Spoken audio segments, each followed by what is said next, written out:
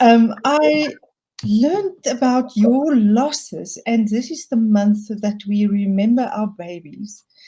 Tell me a bit of yourself.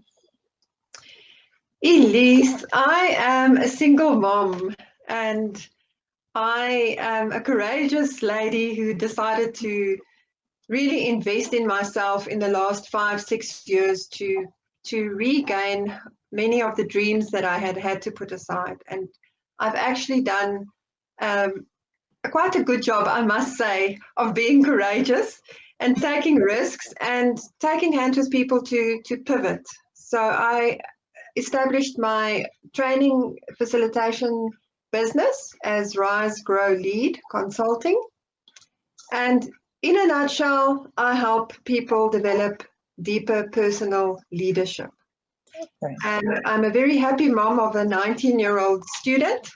I think it's excellent at the age of 51 to be able to say I'm focused and I have a vision and I'm happy and I'm not looking back, I'm looking forward. Oh, great. You lost so many babies. Would you like to tell us about that, please? What a journey that was. And I've been thinking how on earth to condense the loss of 8 babies into a short story.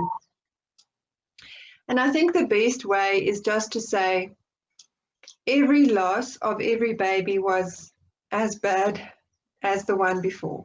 Okay. But to highlight it, definitely I could say there were 2 highlights. The one was the third pregnancy, my third pregnancy, which but at the time I still did not know what the actual problem was with the previous 2 miscarriages. And luckily I didn't realize how serious the problem was then. And that highlight where my third pregnancy was at 12 weeks, again, almost ending in a miscarriage. I did carry through full term by God's grace and intervention, and full term pregnancy, wonderful pregnancy, and a miracle baby. Oh, wow. Who is today 19. The other highlight, which is a downlight, but which stands out most, I think, is when I decided against a DNC evacuation. That was a mistake.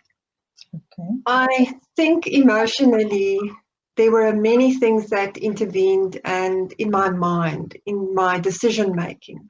Okay. And it was so traumatic that I just stayed at home that whole bitterly cold weekend. It was around about the 5th of July. Sure. And I was still breastfeeding my baby, and I didn't want to leave her for a night. And I never went to hospital. I didn't have the DNC, and I had no clue of what I was going to go through. I would never wish that on anyone, and it was incredibly traumatic, the pain, and having to accept that there's nothing that I can do physically to hold on to a baby that my body is rejecting. Sure. Then, apart from those 2 specific issues,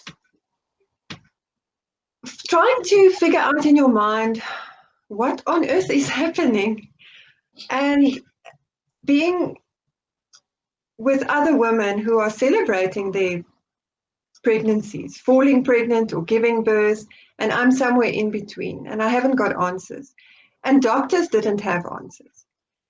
And suffice it to say that after my 5th pregnancy, so that was then the 4th miscarriage, we really pressed very hard and urgently for the only other test that was left open, and that was the chromosome test. Okay. And we had to put up a fight for it, because at that time, unlike today, it wasn't something that you can just ask.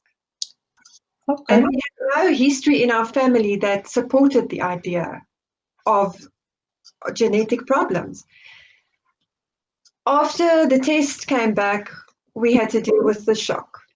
Oh, my goodness. And the shock was that, you know, as a woman, you tend to think that there is something wrong with your body, that your body is rejecting your baby. But In fact, it had nothing to do with my body, and it was a defect in 2 of my husband's chromosomes. That's interesting.